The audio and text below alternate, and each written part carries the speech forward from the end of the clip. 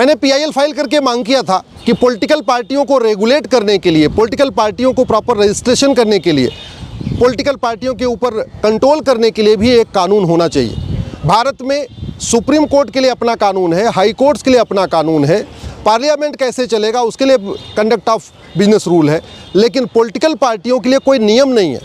जबकि पूरा का पूरा जो गवर्नेंस है वो पॉलिटिकल पार्टी चलाती है। पॉलिटिकल पार्टी ये तय करती है कौन मुख्यमंत्री बनेगा, कौन सांसद बनेगा, कौन विधायक बनेगा, कौन राज्यपाल बनेगा, कौन राष्ट्रपति बनेगा, कौन उपराष्ट्रपति बनेगा।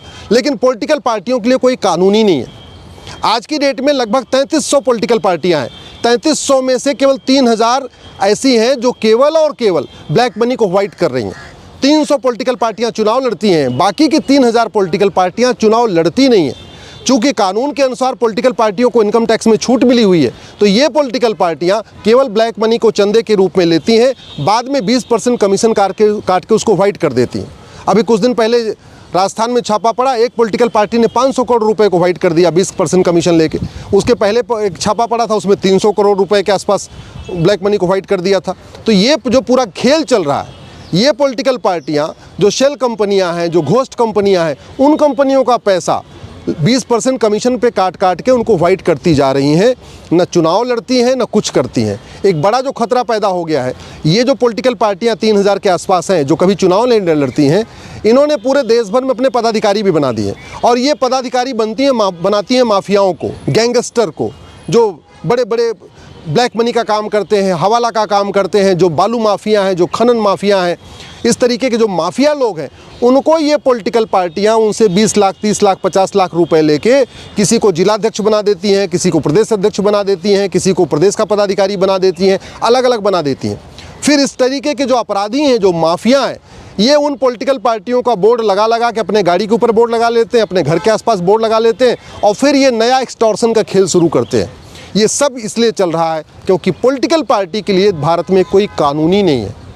आंकड़े ये बताते हैं कि ये जो 3000 से ज़्यादा पॉलिटिकल पार्टियां हैं, इन्होंने 10,000 करोड़ से ज़्यादा फंडिंग लिया है, ब्लैक मनी लिया है, और ले रही हैं, कैश में ले रही हैं, उसके बाद 20% कमीशन काट के जिससे लिया उसी को वापस कर दे रही हैं। और ये दिखाती हैं कि हमने रैली किया, हमने ये किया, हमने वो किया, और जिसको पैसा देती हैं उसको बिल काट देती हैं। चूँकि पॉलिटिकल पार्टियों को चंदा देना भी इनकम टैक्स में छूट मिल जाती है, और पॉलिटिकल पार्टियों को खुद जो जितना भी उनको चंदा मिलता है वो इनकम टैक्स में छूट जा रही है।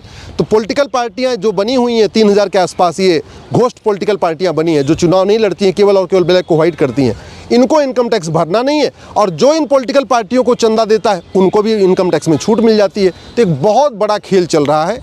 आज माननीय सुप्रीम कोर्ट ने केंद्र सरकार के अलावा इलेक्शन कमीशन को नोटिस जारी किया है। मैंने अपने पीआईएल में ये भी कहा है कि जस्टिस वेंकट चलैया कमीशन ने कहा था कि पॉलिटिकल पार्टियों को रेगुलेट करने के लिए कानून बनना चाहिए। एक 2011 में बिल भी बना था, लेकिन उसके ऊपर पार्लियामेंट में कभी चर्चा नहीं हुई। मैंने ये भी कहा है कि जब तक पार्लियामेंट से कानून नहीं बन रहा है, तब तक इलेक्शन कमीशन अपने जो उसके पास पावर है, जो आर्टिकल 324 के अंतर्गत पावर है, उस पावर को यूज़ करे इलेक्शन और जो पॉलिटिकल पार्टियों को रेगुलेट करने के लिए तत्काल नियम कानून बनाए। ये जो पूरा हवाला का खेल चल रहा है, जो काले धन का खेल चल रहा है, जो ब्लैक मनी पूरा एक तरीके से सर्कुलेट हो रही है, और जो ब्लैक मनी को वाइट मनी में पॉलिटिकल पार्टियों के द्वारा कन्वर्ट किया जा रहा है, इसको रोकना ज़रूरी है। बहुत सारी ऐसे राज्यों में पॉलिटिकल पार्टियां हैं जो अपना डिक्लेयर करती नहीं हैं। साफ देखा ये गया है कि मुश्किल से 10% पॉलिटिकल पार्टियां ये बता रही हैं कि उनको पैसा कहाँ से आया है और वो पैसा कहाँ खर्च कर रही हैं। बाकी 90% पॉलिटिकल पार्टियां न तो ये बता रही हैं कि उनको पैसा कहाँ से आया है, और न ये बता रही हैं वो खर्च कहाँ कर रही हैं। तो पूरा का पूरा ये लेन देन जो चल रहा है, ये पूरे एक तरीके से ब्लैक मनी को वाइट करने का खेल चल रहा है। 4 सप्ताह के बाद फिर सुनवाई होगी। माननीय सुप्रीम कोर्ट ने ये भी कहा है कि चूँकि मुद्दा महत्वपूर्ण है, तो कुछ पॉलिटिकल पार्टियों को भी इसमें आप पार्टी बना दीजिए। तो मैंने अगली सुनवाई से पहले जो 6 राष्ट्रीय पॉलिटिकल पार्टियां हैं उनको हम इसमें जोड़ लेंगे, उनको भी पार्टी बना देंगे, उनको भी अपनी पिटीशन कॉपी भेज देंगे। और मैं आशा करता हूं कि पार्लियामेंट इसके ऊपर जल्दी से जल्दी कानून बनाएगा, और कम से कम पार्लियामेंट नहीं बनाएगा तो इलेक्शन कमीशन अपनी शक्तियों का उपयोग करके पॉलिटिकल पार्टियों को रेगुलेट करने के लिए तत्काल रूल्स रेगुलेशन बनाएगा, जिससे इस तरीके का जो हवाला कारोबार चल रहा है, जो ब्लैक मनी को वाइट करने का खेल चल रहा है, ये पॉलिटिकल पार्टियों के द्वारा बंद किया जा सके।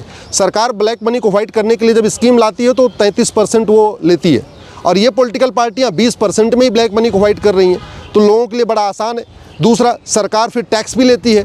दूसरी तरफ पॉलिटिकल पार्टियां ये जो हैं, इनको जब पैसा मिल रहा है तो उसमें ना इनको पार्टियों को अपना टैक्स देना है, न जो इनको टैक्स दे रहा है उसको टैक्स, जो इनको चंदा दे रहा है उसको टैक्स दे रहा है। तो एक बहुत बड़ा फ्रॉड चल रहा है, हज़ारों करोड़ का खेल चल रहा है देश में। और वो इसलिए चल रहा है क्योंकि पॉलिटिकल पार्टियां जो पूरे देश को चला रही हैं, उनको चलाने के लिए कोई न नियम है, न कोई कानून है, न रेगुलेशन है, न पार्लियामेंट ने कानून बनाया, न इलेक्शन कमीशन आज तक कानून बनाया।